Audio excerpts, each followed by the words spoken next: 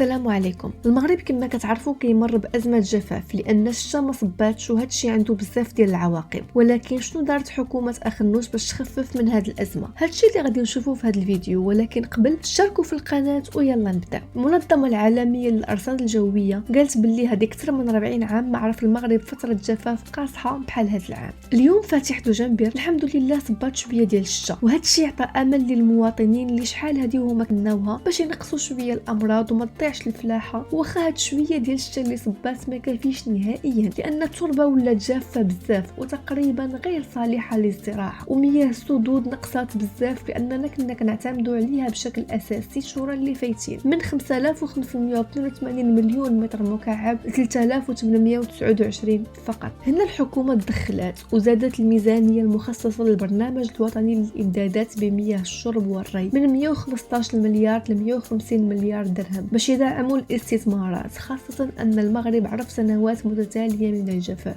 هذه المشاريع كتقسم ل5 مجالات، منها مشاريع تحلية مياه البحر واللي كتكلف فلوس بزاف، مشاريع الربط بين مياه الأحواض، مشاريع بناء سدود، مشاريع آليات الإدارة، وبرامج توعوية باش الناس ما يبقاوش يضيعوا الماء. الناس اللي ساكنين في كازا راهم عارفين باللي لذاك نقصات من مستوى تدفق المياه ابتداء من 1 دجنبر 2022. والمدير العام للمكتب الوطني للكهرباء والمياه الصالحة للشرب أعلن في دوزين بأنه استخدم 100% من السدود الزراعية باش الناس توصلهم الماء ديال الشريبة، كيف ما أنه في منطقة الرباط سلاتمارة والصخيرات بداو مشروع كبير باش يعاودوا يستعملوا الماء ديال الواد الحار باش يسقيو بها الجرادي وملاعب الجولف في هذيك الجهة. وكاينين مدن أخرى وبلديات حتى أكادير اللي كتقطع عليهم الماء بزاف ومستوى الماء ناقص عندهم بزاف. هادو هما التدخلات ديال حكومة أخنوش باش يخفوا شوية من أزمة الجفاف في المغرب. وأخيرا كنتمناو تصب الشتا بزاف باش يعمروا السدود ويخدموا الفلاحة وينقصوا الأمراض. ودمتم بخير.